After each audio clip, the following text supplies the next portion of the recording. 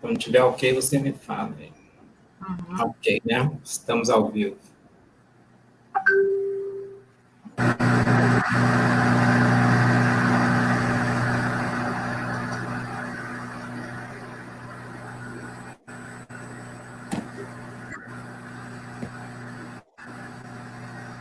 Esse barulho é aqui. Deixa eu ver.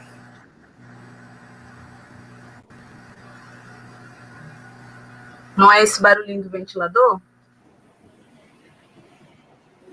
Ó. Um barulho mais tipo uma interferência mesmo. Tá não, né? Agora foi. Agora foi. Parou? Parou. Então era ele mesmo. Não sei se era o...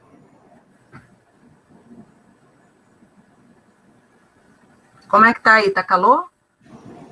No Rio? Tá quente. Bom, vamos iniciar, então, que a gente tem nosso horário.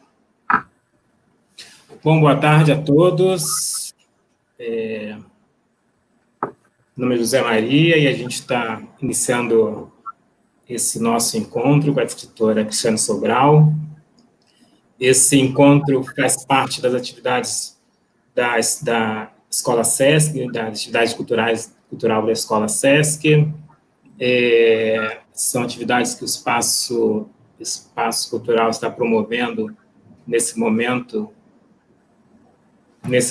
de quarentena. A gente já iniciou algumas atividades pelo Instagram e aqui pela plataforma, e estamos dando continuidade a essas atividades hoje, né? Então, nós estamos recebendo a escritora Cristiane Sobral, para conversar com a gente. Eu vou falar um pouquinho aqui de quem é a Cristiane, e depois a gente inicia o nosso papo, tá bom?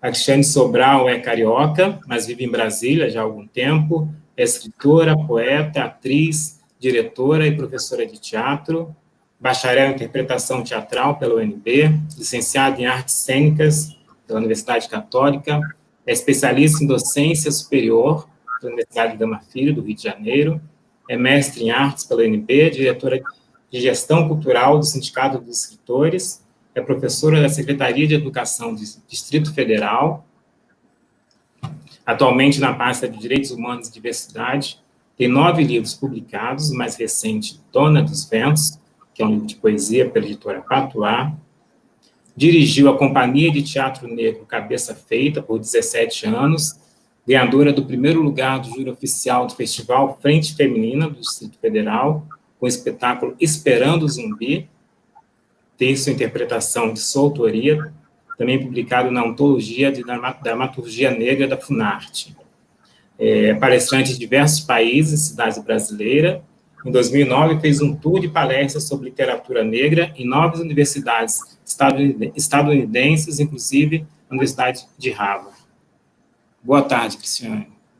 Boa tarde, Zé Maria. Tudo bem? Agradeço. Tudo bom. Um prazer estar aqui com vocês. O prazer é todo nosso em recebê-la aqui. A Cristiane seria nossa convidada para Literópolis desse ano, né? Estaria lá conosco em abril, mas, infelizmente, a gente teve que cancelar Literópolis, então não foi possível. A Cristiane já esteve com a gente lá, alguns anos atrás também, e assim que isso tudo passar, com certeza ela retornará, ela irá à escola para conversar com os alunos, para fazer um trabalho legal lá com a gente, né? Então, vamos começar esse papo, né, Cristiane? Você começou a escrever muito cedo, né, Cristiane? Isso. Conta para a gente dessa trajetória, né, desse início, como é que foi chegar, né, à escritora, e tem a questão do teatro também, que depois, não sei se depois, né, mas também veio junto. Sim. Conta um pouquinho. Eu sou filha de uma mulher que, Marina Sobral, era líder comunitária, parteira, e eu sou a filha caçula, né? Eu sou filha adotiva e a filha caçula, a única menina também. E minha mãe, com essa particularidade de ser parteira, era aquela pessoa, imagina pensar o SUS, né? Eu nasci em 74. Então, imagina pensar o que era o SUS naquela época. E aí eu tinha uns 5, 6 anos por aí. Minha mãe era sempre chamada para fazer os partos na comunidade. E nessas ocasiões, ela me levava. E ela sempre dizia assim, ó, você fica na sala, porque você é muito pequena, não pode ver o que está acontecendo. E eu ficava ali e ficava ouvindo a minha mãe lá dentro do quarto com a pessoa que estava grávida, falando isso, coragem, determinação, vai lá que você consegue, se esforça, mulher, tudo, né? E depois de um tempo, a porta abria, eu me lembro sempre dessa mesma cena, a porta abria e era a minha mãe que saía com a criança nos braços. Então, quando eu vi pela primeira vez a imagem da minha mãe saindo com o bebê nos braços, para mim, em algum lugar no meu inconsciente, eu tenho certeza que se projetou a seguinte ideia: as palavras geram a vida. Porque a minha mãe falava e de repente saía com a criança. Então, ali, eu também tenho certeza que eu selei um pacto de me comprometer profissionalmente de trabalhar com a palavra. Porque também, pensando nesse aspecto mais matriarcal até do que feminismo, do que feminista, porque o matriarcado ele me contempla mais do que o feminismo, né? Assim, depois eu posso explicar melhor por quê, mas eu já vi também que ali a força da mulher dentro de uma comunidade, porque não à toa que quem saía com o bebê, né? Tava lá o pai, a mãe, todo mundo, mas quem saía era uma mulher. Então, para mim, foi... A minha mãe, ela me fez uma autorização. Ela faleceu quando eu tinha 8 anos e foi muito triste, mas naquele momento, minha mãe me deu uma autorização que ficou para a minha vida inteira, que era, olha, palavra é uma coisa importante e mulheres têm poder. E, ao mesmo tempo, um poder comprometido com o afeto, que é assim, uma das grandes bases do meu trabalho teatral e literário, que não é o poder pela força, não é o poder pela violência, né? Mas é o poder feminino pela firmeza, pela constância, mas pela suavidade, pela capacidade de mediação. E a minha mãe também era evangélica. E ela pregava muito, assim, ela era aquela liderança mesmo que ela usava essa parte cristã que ela tinha para falar palavras de ânimo na casa das pessoas, apaziguar casais e tudo. E eu sempre fiel escudeira da minha mãe, devia ser aquela menininha que grudava na camisa da mãe, ficava agarrada e ia que nem um chaveirinho. Tem essa sensação, né? Então, quando minha mãe estava pregando na igreja, eu vi pela primeira vez homem chorando, porque eu nunca tinha visto um homem chorando. E a minha mãe falando, de repente eu comecei a olhar em volta na igreja, homem chorando, pessoa caindo no chão, as pessoas agitadas ali, e veio esse segundo clique, que foi, quero trabalhar com teatro. Porque eu percebi que não era só a palavra, mas era a forma também como minha mãe projetava essas palavras, de forma que essa criação de uma abertura sensorial, ela tinha tudo a ver com teatro, que eu não sabia ainda, né? Mas eu já fiquei... Então, ali, eu digo que, embora eu tenha crescido numa casa que tinha poucos livros, né? A minha família não tinha grana para comprar livros e essa coisa toda, mas a minha mãe tinha essa força da oralidade, era uma mulher assim que era muito inteligente, muito hábil, né, na forma de lidar com as pessoas, e eu acredito que isso influenciou muito na minha decisão de trabalhar como eu trabalho profissionalmente hoje. Ah, bacana. E essa é uma curiosidade minha, assim, você já teve alguma história sua de livro que você tenha encenado? O livro, eu tenho algumas das minhas peças de teatro as minhas peças de teatro que estão publicadas já foram encenadas, que é Uma Boneca no Lixo, que essa peça foi o meu primeiro espetáculo profissional. Eu até apresentei aí no Rio, no Teatro da UERJ, não sei se alguns aí conhecem, uma ocasião muito importante, porque eu fiz uma apresentação para mais de 2.000 pessoas que estavam lá, numa conferência nacional de lideranças do movimento negro, sabe? Então, essa peça foi encenada, e também Esperando o Zumbi, que é a minha peça mais recente, também foi encenada em Moçambique, em Brasília, em Belo Horizonte. Agora, os contos, eu já tive algumas encenações de projetos assim de estudantes que já me convidaram para assistir cenas, né, que eles montaram. Legal. E eu faço espetáculo com música e os poemas também de vários livros. Então, essa ligação do teatro com a literatura, para mim, é muito natural, né? É ela que me levou, inclusive, a ter uma outra justaposição da palavra no livro, porque... isso que eu ia te perguntar, se elas se juntam de alguma maneira, se essa estética da sua escrita, né, se ela se confunde ou se junta com a sua escrita do teatro. O que acontece? No teatro, você tem... Eu costumo dizer assim, você tem que agarrar o boi na unha, né? Porque quando você está assistindo um espetáculo, se o espetáculo é ruim, o espectador ele tem ali poucos minutos que ele fala, essa peça vai ser chata. Aí começa a pensar na conta bancária, nas coisas que tem que fazer, onde vai jantar, e foi embora. E eu, quando comecei minha carreira profissional, ainda mais como uma mulher negra, né, tentando me consolidar no meio artístico, tudo, eu percebi que, de fato, assim, ou a peça era boa, ou então não tinha segunda.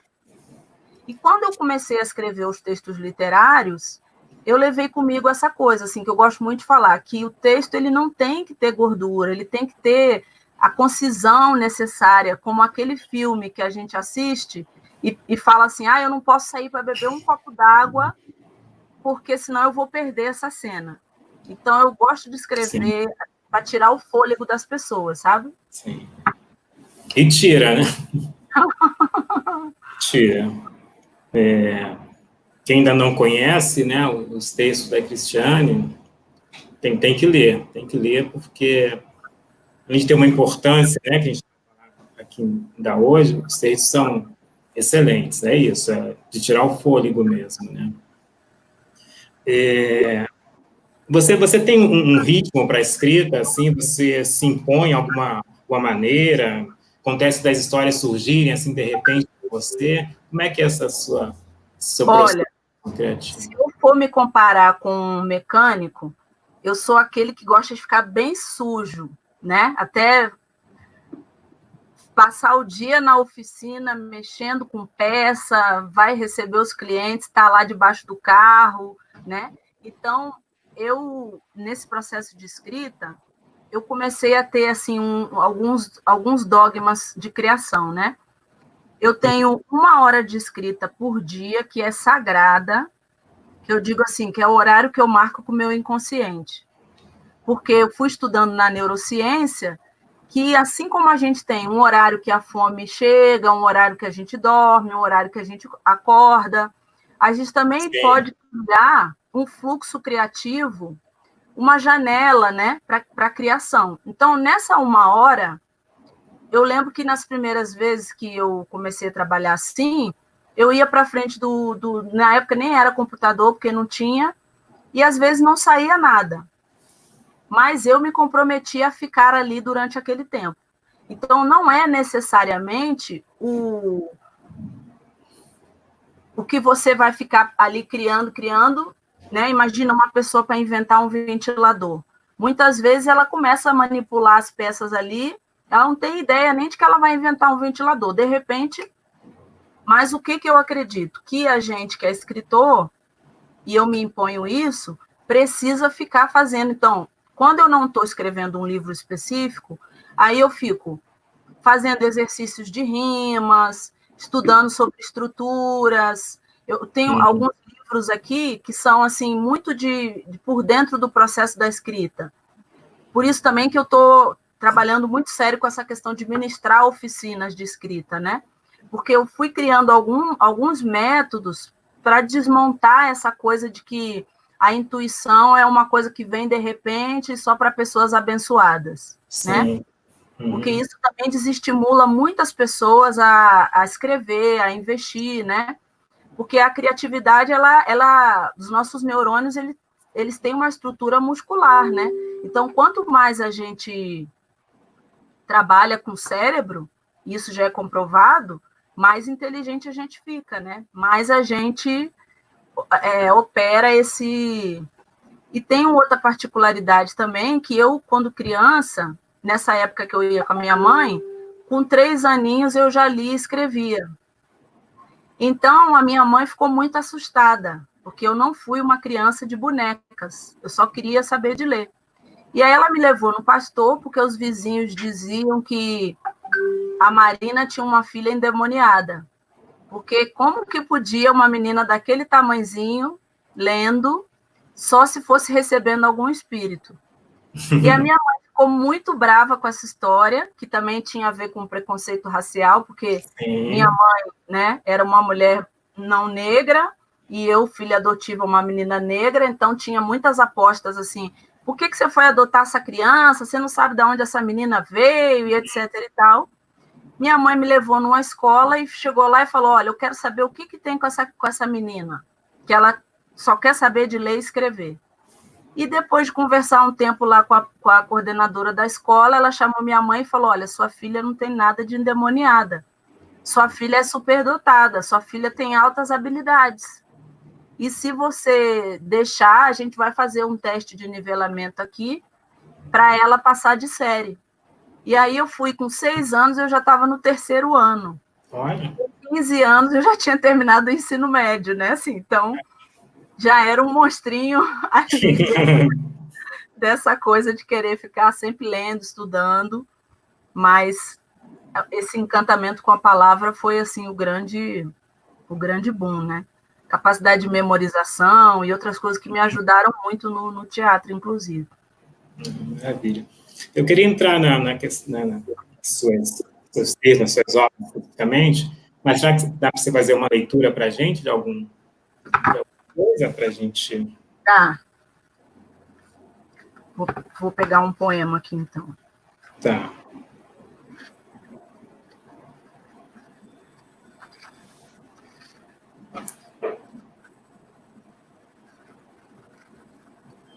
Enquanto você escolhe, eu vou ler aqui o comentário da professora Eliane. Sim. Ela diz, que lindo, as palavras geram a vida. Quando você falava, fazia um comentário a respeito. Sim. Quem sabe em Aruanda? Eu hoje só queria sentar na calçada e sorrir. Não lembrar que todos os dias eu preciso proteger meu corpo preto para existir. Quem sabe deitar debaixo de uma árvore até dormir. Esquecer que ainda é necessário correr, porque muitos estiveram à minha frente, porque sou uma mulher preta, porque nunca mamei na teta de um estado ausente. Eu hoje só queria estar com os meus, não ter que explicar o meu Deus, só queria não ter que afirmar quem eu sou e viver em paz. Esse é do livro Terra Negra. Muito lindo, muito lindo. Então, você é uma escritora de ficção, né? Sim. Portanto, sua obra não é autobiográfica. Não. Mas, apesar disso, ela traz o cotidiano, traz temas bem marcantes, né? Da mulher, principalmente da mulher negra, né? Do povo negro, de questões, né? Amor, angústia, enfim, medos, todas essas questões muito presentes, né? Como é que isso aconteceu? Foi uma forma natural você ter seguido para essa escrita? Foi uma escolha? Veja só. A importância, né, desse tema, né, a representatividade, a forma de luta, posicionamento, enfim, como é que você... O que acontece? Você fez uma pergunta muito, muito boa, muito capciosa, né? Porque quando um japonês escreve sobre o Japão, as pessoas acham isso super natural, né? Quando Sim. um francês escreve sobre a França, também ninguém questiona. Quando um não negro escreve sobre o seu ambiente, as personagens que o circundam e tudo mais, isso também não causa nenhum estranhamento. Agora, quando nós, negros e negras, escrevemos sobre a negritude, nós estamos, sem dúvida, desafiando essa proposta de Estado-nação, que é o quê? Uma proposta que afirma que não existe racismo no Brasil. Então, nós estamos, no meu caso, eu me considero uma pessoa que elabora literatura enquanto um processo estético e sensível. Mas, o tempo todo, eu tenho que estar mostrando para as pessoas que a literatura negra, assim como qualquer literatura, não é um panfleto, porque um panfleto ele pode ser excepcional, mas ele tem um outro lugar que não é esse aqui da literatura, né? Então, como ficcionista, o que é o meu universo? É um universo de invenção, é inventar histórias. Eu escrevo personagens negros e personagens brancos. Todos habitam esse universo de imaginação. Mas a grande questão, e é por isso que eu quero muito convidar os meninos aí a pensar sobre isso, a importância de ler autores negros, qual é um dos pontos importantes? É a oportunidade de ver a história e as histórias contadas a partir de um outro ponto de vista. Quando, na maioria das vezes, nós passamos a vida lendo livros que contam histórias escritas por pessoas que estão em outros pontos de vista, né? Então, eu, quando criança, uma menina negra, eu quis inventar. Quando eu comecei a ver os lugares que eram designados para meninas negras na sociedade, para mulheres negras, eu quis inventar outras possibilidades, sabe? Eu quis falar sobre coisas que eu nunca vi. Eu quis sonhar que a ficção, quiçá, seja um contributo para a construção de outras realidades. Porque eu acredito que você pode escrever uma coisa que não existe e, quem sabe, essa coisa pode motivar pessoas. Não vou mais lavar os pratos, nunca existiu. E tem mulheres que me escrevem dizendo o tanto que essa obra contribuiu para que elas tomassem a decisão de alguma instância de libertação em suas vidas, né? Então, é um exemplo como a ficção ela pode ser um simulacro da realidade, muitas vezes, né? Eu gosto de brincar com quebra-cabeça, que é o quê? Um pedacinho de uma história aqui, outro dali, um pouquinho da minha avó, mais um pouquinho da minha vizinha, com mais um nome de uma pessoa que eu conheci, e formando histórias. Esse jogo de monta e desmonta, de Lego, né? Sim. E essa poesia, Não Vou Mais Lavar os Pratos, né, que é de um livro tem o mesmo título, né? Sim. Ela chama muita atenção por dois pontos principais, né? Que é a questão da leitura, que aí quando você fala da questão da leitura, mas não é isso, né? Como através da leitura, mas a leitura do entorno, a leitura do mundo, essa leitura te transforma, pode transformar, e aí a leitura do livro também pode ajudar nisso, mas como essa leitura te transforma, né? E o outro ponto é justamente esse que você estava falando, que é como as pessoas visualizam ou inconscientemente elas veem, né, nessa pessoa que está lavando os pratos, uma pessoa negra, né? Sim. E sem você falar mesmo, sem você falar que a pessoa era negra, enfim. Exatamente. O poema não tem a palavra negra nem uma vez. Não tem. Exato. Né? E eu brinco justamente com isso, porque mesmo não colocando a palavra negra, e esse é o paradoxo que eu quero desenvolver aí, o imaginário das pessoas, ele está que esse corpo, né, que está nas casas fazendo o serviço doméstico, é um corpo negro. Então, as pessoas preenchem de cor o eu lírico desse poema. Sim. E isso revela muitas questões, né, para a gente pensar sobre o nosso país. Como aquela situação quando eu vou na porta da minha casa receber uma encomenda e o entregador pergunta: você é a dona da casa? Né? Então, ele não consegue engendrar esse corpo aqui, que ele vê, como o corpo que habita essa casa, enquanto proprietário, né? Poderia ser como um funcionário, como um trabalhador. Então, isso mostra o tanto que aquilo que a gente considera como opção, por exemplo, os meninos que não acham as meninas negras bonitas, isso não é um simples detalhe. Isso é uma coisa que foi construída desde a nossa infância, construída pelo próprio imaginário social, né?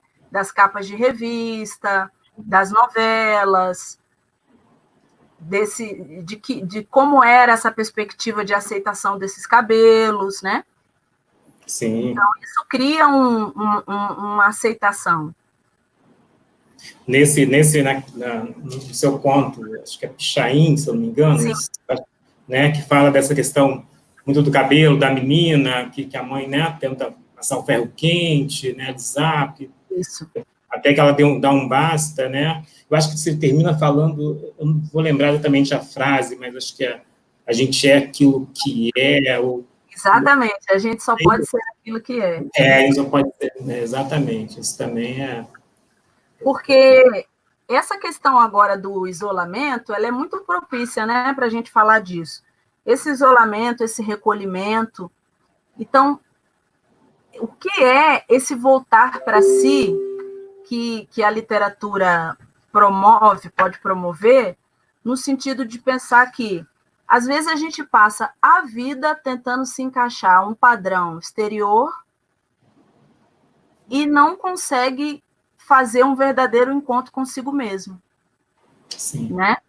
Não consegue habitar o próprio corpo com prazer. Então, essa menina do Pichain, quando ela chega lá no final, que ela já é uma mulher adulta, que ela fala, a gente só pode ser o que a gente é, não é nenhuma limitação do ser, muito pelo contrário. É falar da maravilha das subjetividades, das alteridades, né? Das diferenças. Que olhar aqui essa escola e ver quantas formas possíveis de corpo, de tamanho, de cabelo, né?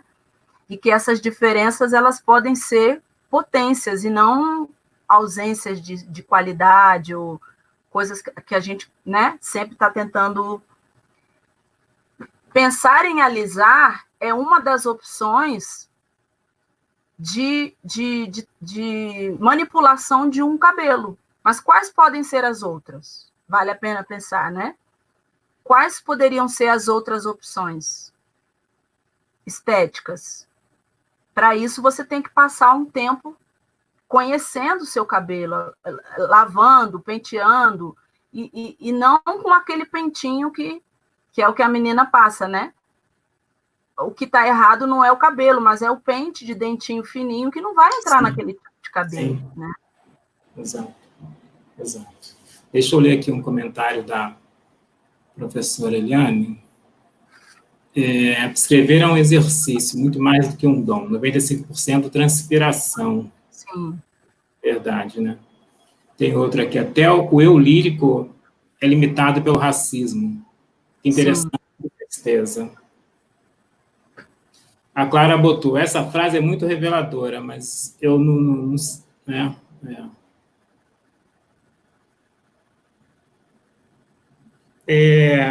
Você costuma dizer, Cristiane, que você costuma fazer uma entrega, né, dos seus livros, quando eles enfim, vão ganhar vidas aí, né? Falamos disso ontem, né? Inclusive, a gente tocou nesse assunto ontem, quando a gente estava assistindo ao maravilhoso vídeo que a professora Simone fez, né? que eu coloquei para você assistir ontem, eu enviei para a nossa comunidade acadêmica aqui hoje. A professora Simone, infelizmente, não está aqui, mas que te adora também. Beijo, professora Simone. Um beijo, Simone. O nosso colega aqui, que também é escritor, o Henrique Rodrigues, ele diz que o fenômeno literário acontece quando o leitor lê, quer dizer, o escritor não vai junto, né, com o livro. Quando você faz essa entrega, o que você entrega e o que você espera como retorno dessa entrega? Se você espera alguma coisa. Isso é muito bonito. Eu quero muito falar sobre isso. Da onde vem isso?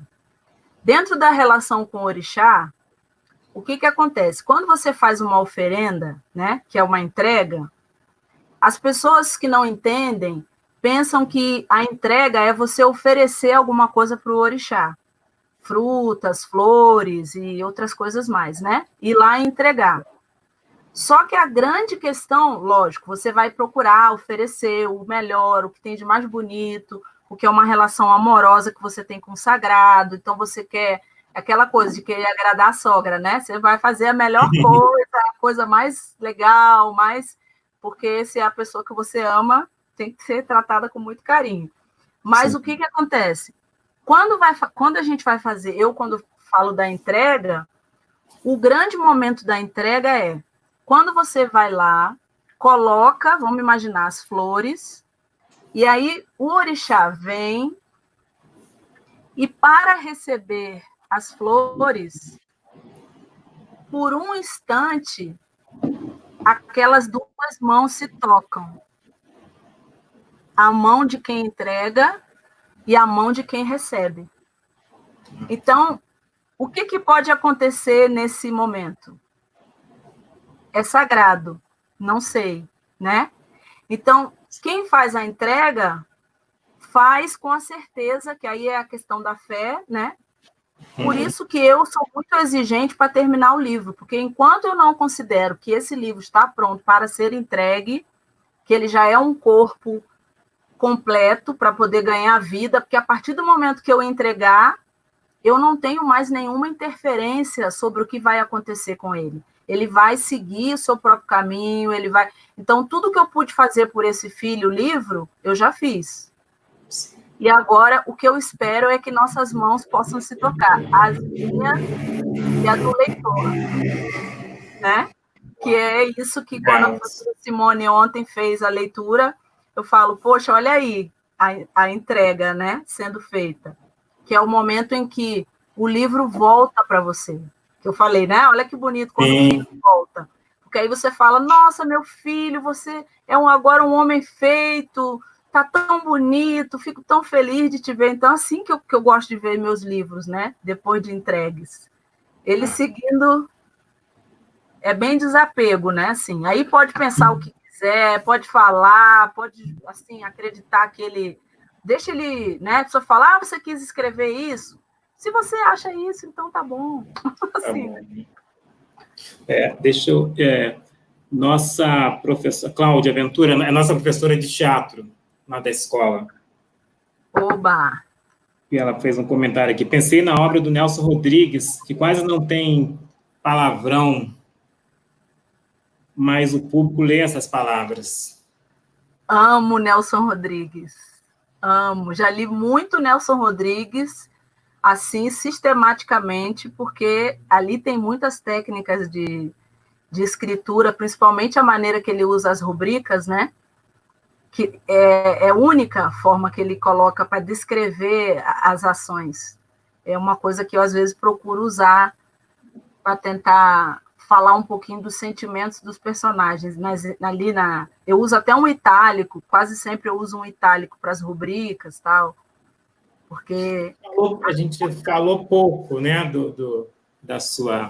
desse teu lado, do teatro, né? Vamos falar mais um pouquinho desse teu lado, dessa dramaturgia, que você também tem isso como... Você inclusive, você primeiro publicou um livro ou primeiro você se formou no teatro? Eu me formei primeiro no teatro. Na verdade, as primeiras coisas que o Não Vou Mais Lavar os Pratos é um livro que eu escrevi quando eu tinha uns 14 anos, por aí. Ficou guardado muito tempo. Agora, quando eu fui para o curso de teatro, as primeiras coisas que eu escrevi, que eu queria escrever mesmo, eram peças de teatro. E lá, o que acontece? Eu comecei a dirigir, fazer um estágio num programa que eu tinha a experiência de usar os meus próprios textos. A cada 15 dias era um programa de cenas. E eu tinha essa possibilidade de escrever com temas. A gente da equipe escolhia um tema, então a cada 15 dias eu escrevia cenas curtas. E ali que foi muito legal, porque como eu escrevia e já era encenado, eu já fui fazendo esse exercício. Isso funciona, isso não funciona. Sentar na plateia e ver a cara do público enquanto assiste, que eu adoro, sabe? Ficar imaginando assim, ai, o que tal frase provocou nas pessoas, assim. E foi no curso de teatro que eu saí de lá no final da primeira graduação, no final dos anos 90, e eu publiquei pela primeira vez no Cadernos Negros em 2000, quer dizer, esse ano está completando 20 anos que eu publiquei pela primeira vez. E eu cheguei nos Cadernos Negros já com essa experiência que eu já trabalhava profissionalmente como atriz. E o que me leva para os Cadernos Negros? Como eu tinha lido muitos autores não negros durante a minha formação acadêmica, eu queria ter uma formação de conhecer escritores negros, para ter outros lugares de fala quando eu estivesse escrevendo e não... Falei, peraí, daqui a pouco a minha autoimagem é branca, né? Porque eu só li gente branca. E eu adoro os russos, né? Adoro Garcia Lorca, adoro Brecht, adoro Kafka, leio muito, né? Eu fiz uma simpatia um ano que eu li 365 livros, um por dia. Então, assim, ler essa coisa que a professora falou aí de inspiração, transpiração, né? Da onde saem as ideias? Da nossa dispensa, né? De livros lidos, assim, eu acho, um pouco. Como é que está a sua dispensa? Sim. Deixa um comentário aqui da aluna, achei aqui. Da Júlia Ferreira. Ela pergunta assim para você, qual foi o livro que você mais gostou de escrever? Ai, que pergunta difícil, né? Olha, esse livro que se chama Espelhos Miradouros, Dialética da Percepção, quase ninguém sabe, vou aproveitar para contar o segredo dele. Ele tem 21 contos, divididos em 3 capítulos, com 7 contos cada. Em cada um dos 21 contos, tem a palavra espelho pelo menos uma vez. Então, esse livro aqui eu montei como uma estrutura de um quebra-cabeça. Tem todo um estudo numerológico em cima do número 3, porque 21 contos, 2 mais 1 é igual a 3. E a lógica dos espelhos, ela vai durante toda a trajetória do livro. Aí eu estou abrindo para vocês um segredo, né? Que quase ninguém que lê o livro fica sabendo. Então, esse é um dos que eu mais gostei, porque me deu muito trabalho, assim, montar essa estrutura, tipo quebra-cabeça, que você fica, ai meu Deus, essa peça não encaixa, não encaixa, não encaixa, deixa ele lá, vai passando dias, e finalmente, depois de uma hora, sua cabeça, assim, escurece, você, e essa peça aqui, pronto. Aí que eu consegui fazer a entrega desse livro. E outro que eu amei, assim, falando que eu amo todos, né? Eles que não me ouçam. Mas, assim, Terra Negra, eu publiquei em 2017. E eu acredito que esse livro, do ponto de vista, assim, da minha maturidade, enquanto que eu falo que eu gosto de escrever em negrês, em pretês, né, assim, do que seria falar dessas identidades negras, eu acho que aqui eu cheguei, assim, num ponto mais maduro da minha trajetória, sabe? Botando essa terra negra, assim, o barro ali, colocando, assentando as coisas, assim. Então, eu sinto que é um livro que tem muita força, assim, na... Posso ler mais um poema? Claro, claro. Já até sei qual que eu vou ler aqui para vocês. Águas.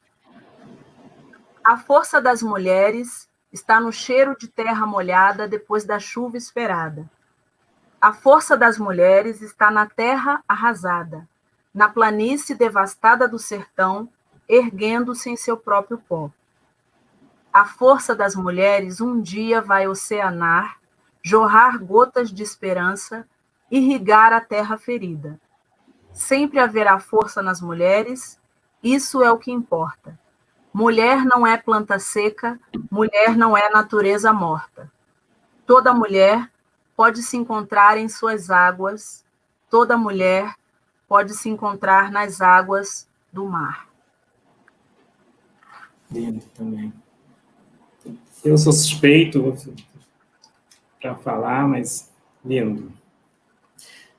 A Márcia, nossa colega Márcia, vou fazer 2 perguntas aqui juntos, você consegue.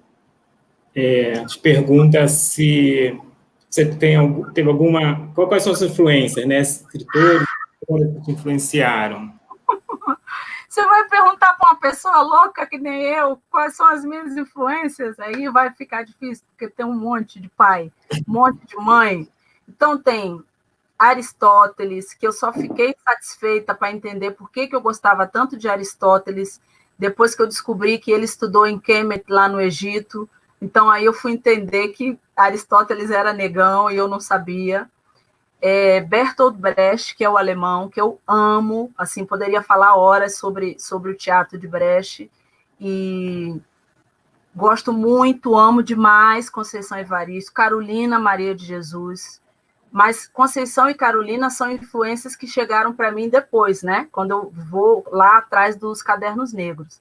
Agora, eu tenho, deixa eu ver o que mais, Shakespeare também, poderia falar horas sobre Shakespeare, sobre as peças de Shakespeare. Ele me ensinou muito como constituir os personagens, porque como que um cara escreveu tanto, se é que foi ele mesmo, mas escreveu tantas peças e os personagens não se repetem, né? Ele tem uma vasta galeria de personagens diferentes. Clarice Lispector também. É muito. Lima Barreto, assim, tem um lugar muito especial no meu coração. Autores africanos como Leopold Sédar Senghor, que é o senegalês, que eu amo de paixão. Eu não sou monogâmica para falar de autores, eu tenho assim um rol. E Agostinho Neto também, angolano, tem um livro que eu recomendo para todos, se chama Sagrada Esperança, um dos livros de poesia mais bonitos que eu já li na minha vida. Eu falaria horas de influência literária. A Clara Moraes falou assim, ó, fala sobre seu livro Tapete Voador. Que é esse? Menina de Deus. O Tapete Voador. O Pichain, que nós falamos agora há pouco. Tem o Pichain. Tem muita coisa. Olha, eu falo assim, como é que um livro pode ser tão pequeno, mas você passa por tantas emoções, assim, o que acontece com essas personagens Aí eu acho que eu me diverti, eu gosto muito de me divertir com o meu trabalho, sabe? Eu acho que isso, para os meninos que estão aí, que vão escolher profissão, vamos sair dessa caixa de que a gente tem que ter êxito com sofrimento. Eu acredito no saber pelo sentir, não pelo sofrer, né? Então, eu acho que ter uma escolha profissional tem as suas mazelas, porque, por exemplo, meus óculos eu considero doença de trabalho, porque eu já li muito, então meu óculos tem um grau hoje muito forte. Então, essa é uma das mazelas de ter escolhido essa profissão. Mas eu tenho muito prazer em fazer esse trabalho que eu faço. Então, eu vejo os personagens conversando comigo, eu fico observando, às vezes são eles que me dizem qual é o final da história, né? No conto Afrodisíaco, por exemplo, eu chorei no final, porque eu não imaginava que ia acontecer o que aconteceu com o personagem. E aí, quando aconteceu, eu quis voltar atrás, mas ele já estava me dizendo que aquele era o final dele, eu não podia fazer absolutamente nada.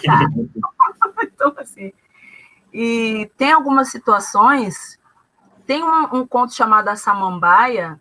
Gente, é uma das coisas assim mais... Como é que pode uma história de amor entre um homem e uma planta?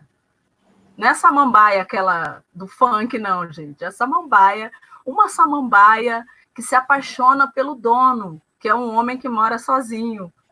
E aí tem uma frase belíssima, que tem uma hora que ela fala assim, que ele sai para trabalhar e começa a deixar ela sozinha.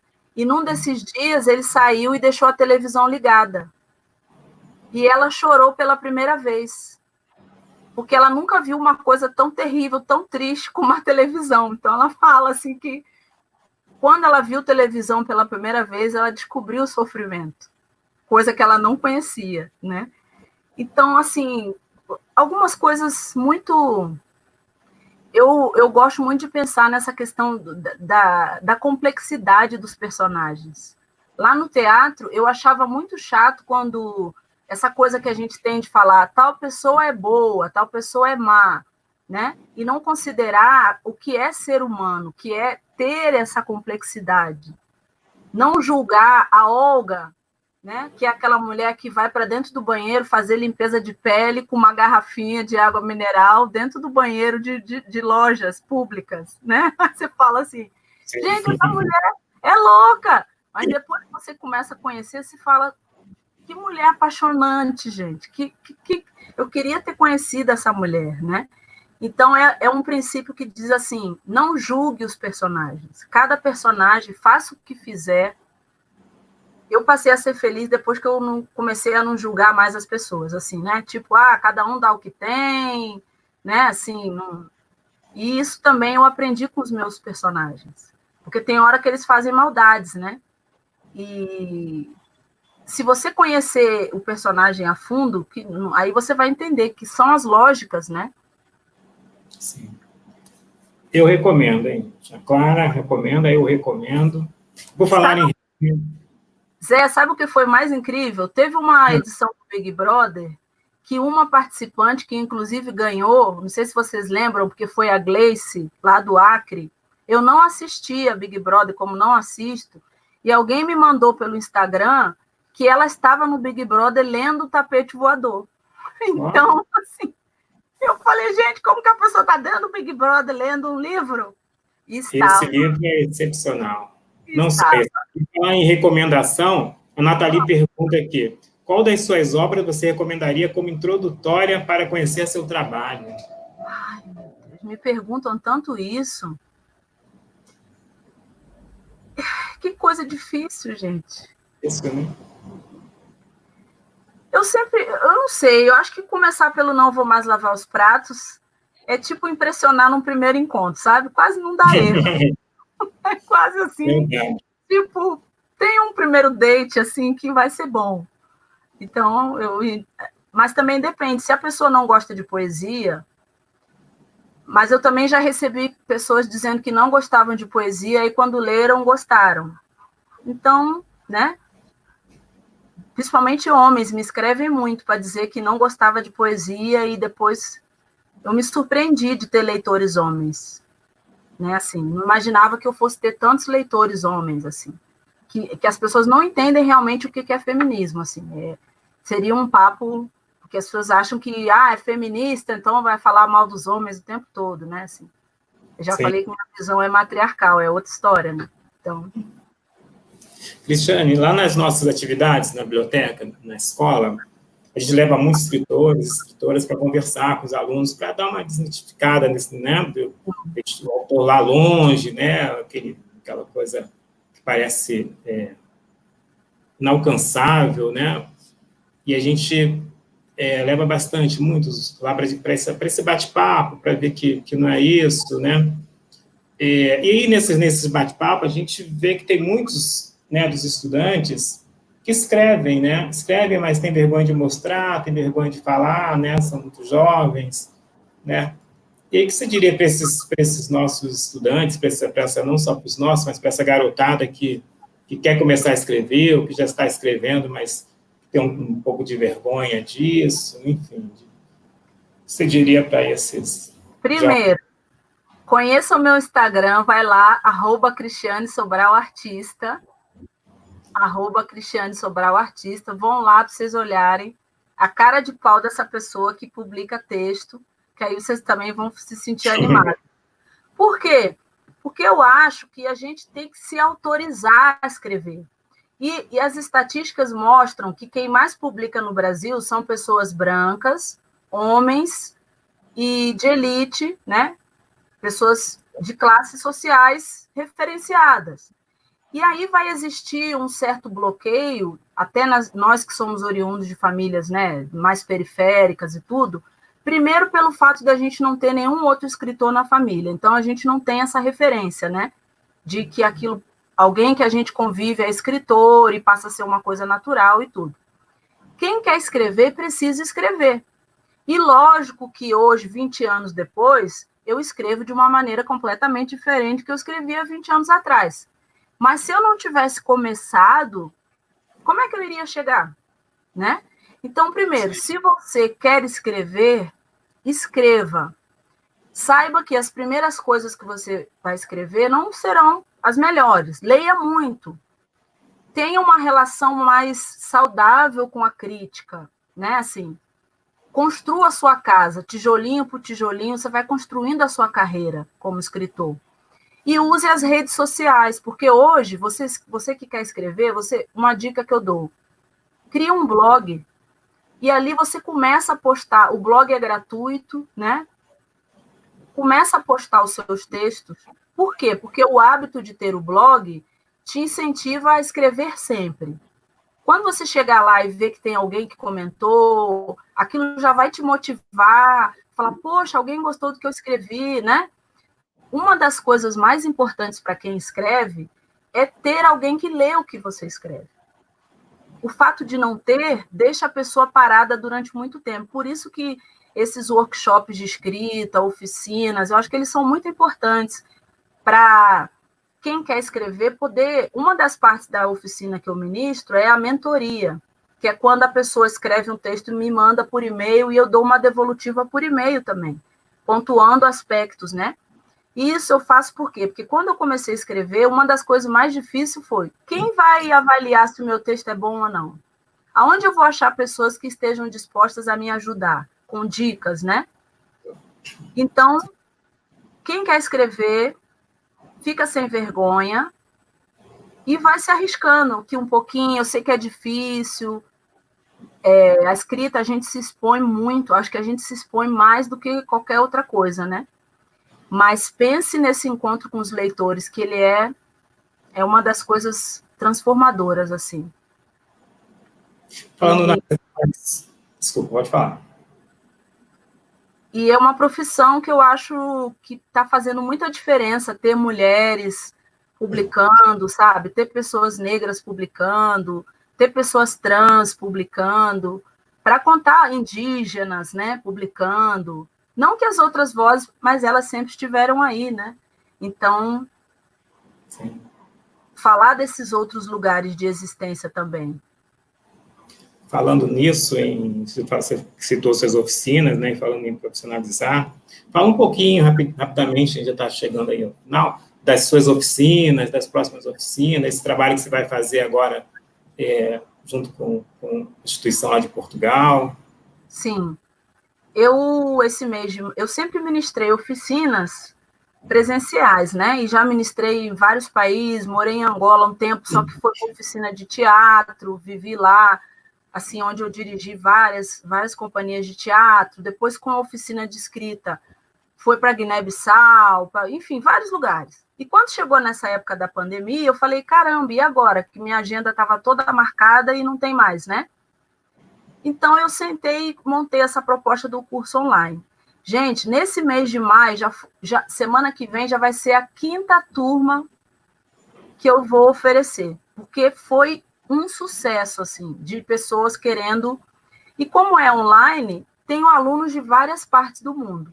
E aí, quem quiser se inscrever, eu não sei se eu posso deixar o link aqui, eu acho que eu ainda tenho umas 2 vagas nessa última turma de 25 e 27. Porque em junho eu vou começar, junto com essa instituição de Portugal, a oferecer essa mesma oficina para alguns países lá da Europa. E aí eu provavelmente só volto a oferecer aqui para o Brasil mais para o fim de junho, com uma oficina que vai ser uma oficina um pouquinho maior, com uma proposta de publicar um e-book com as pessoas que participarem da oficina. Que aí a gente quer fazer o lançamento no próprio Zoom, né? Que é a plataforma que a gente usa e tal. Com isso, nós já temos um grupo de Zap agora que tem mais de 100 pessoas, que são só as pessoas que passaram pela oficina, e a gente está fazendo um espaço de troca. Quem quer publicar seu texto, para o outro comentar, dicas de editais onde pode inscrever, concorrer a prêmios, né? Então, com essas oficinas, eu quero mais promover outros escritores, sabe? Porque eu levei 10 anos para publicar o meu primeiro livro, Zé. Então, isso, para mim, foi muito difícil, assim. Quem quiser saber mais sobre essa oficina que vai acontecer agora, pode perguntar lá no meu Instagram, que eu disse que tem pouquinhas vagas, e daqui a pouco eu começo essa atividade hoje mesmo, lá com essa instituição de Portugal. Assim, para minha surpresa, o meu trabalho já estava em outros lugares, em outros países, que eu não imaginava que ele já estivesse, sabe?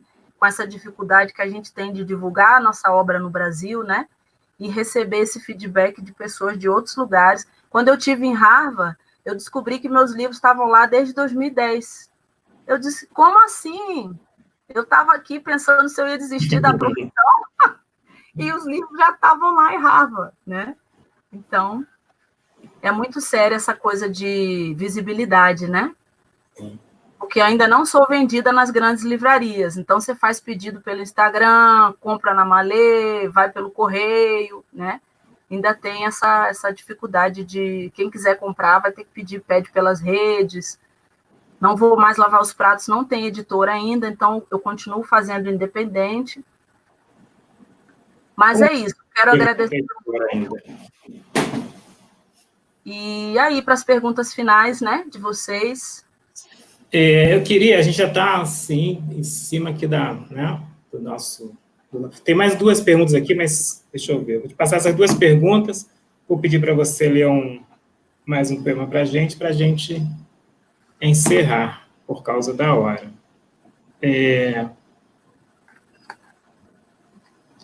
O Guilherme, ele está perguntando, quem são os artistas e grupos que você acompanha na cena contemporânea do teatro negro e da literatura negra?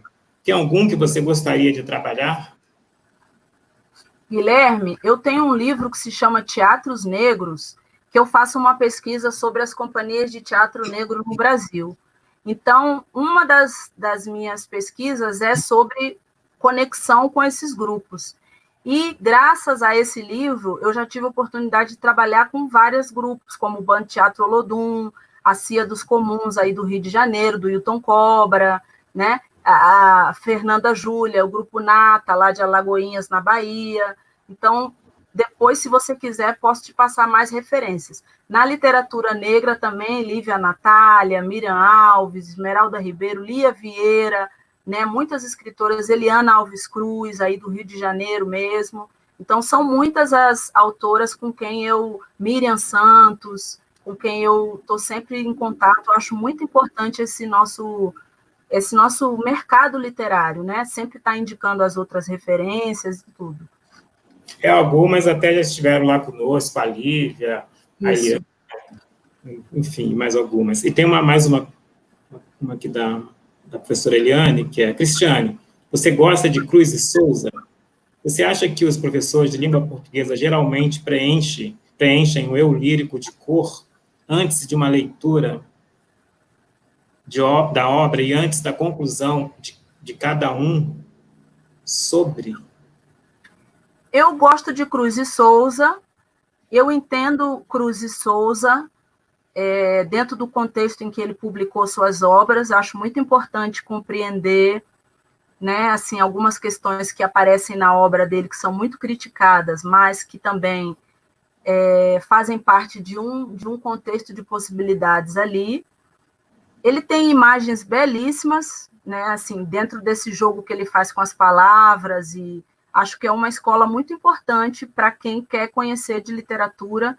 Já tive meus momentos assim de analisar mais a fundo ali o Cruz e Souza.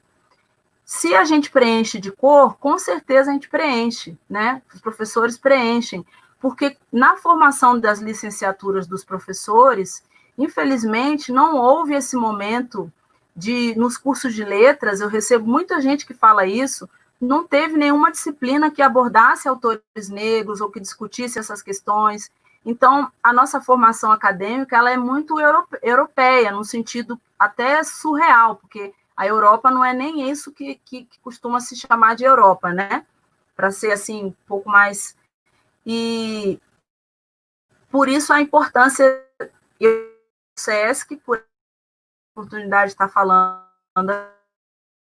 é uma ação de formação étnico-racial, né? Que faz com que a gente possa ter esse despertar aí. Quero parabenizar o professor Zé e toda a equipe do SESC, que proporciona esse momento de encontro.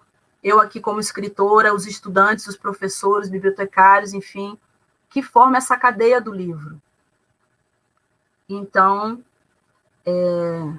leio já o poema, para a gente terminar? Isso, vamos fazer a leitura para a gente encerrar. Escolhi especialmente do livro Só por Hoje Vou Deixar o Meu Cabelo em Paz, Retina Negra. Sou preta fujona, recuso diariamente o espelho que tenta me massacrar por dentro, que tenta me iludir com mentiras brancas, que tenta me descolorir com seus feixes de luz. Sou preta fujona, preparada para enfrentar o sistema, empino o black sem problema, invado a cena. Sou preta fujona, defendo um escurecimento necessário, enfio o pé na porta da casa grande, tiro qualquer racista do armário e entro. Maravilha, maravilha. Bom, gente, chegamos ao final aqui da nossa live com a Cristiane. Agradeço imensamente, Cristiane, por ter atendido esse nosso chamado. É sempre um prazer recebê-la. Como eu disse, assim que tudo retornar, tudo voltar ao normal, vamos convidá-la para visitar a escola, para fazer uma atividade lá com os alunos, tá? Sucesso para você nas suas próximas oficinas, né? Espero que o pessoal aqui também se interesse por fazer. E agradecer, só agradecer mesmo. E o Vicente lá do Sesc Rio, um ex-estagiário nosso, um grande amigo. Valeu, Vicente. Só agradecer mesmo, Cristiane, e recomendo os livros da Cristiane, a Nathalie contou por onde começar. Eu garanto que, independente de por onde comece, você vai gostar muito. Não vai ter um choque, vai gostar muito. É uma literatura para incomodar, uma literatura que vai causar um efeito, né? Vai causar algo em você, isso é muito bom. Sim. Mas pode começar por qualquer um deles. Obrigado, então, Cristiane. Muito obrigada, que essa entrega tenha sido feita da melhor forma possível aí nos corações de vocês, que tenha plantado alguma coisa boa, aquecida aí para a gente enfrentar esse momento difícil, né, que nós estamos vivendo. Fiquem bem, saúde e proteção aí para todos. Muito obrigada pela atenção, pelo carinho. E quem quiser depois acompanhar nas redes, a gente continua o papo. Fiquem bem. Obrigada. Obrigado. Um abraço. Abraço.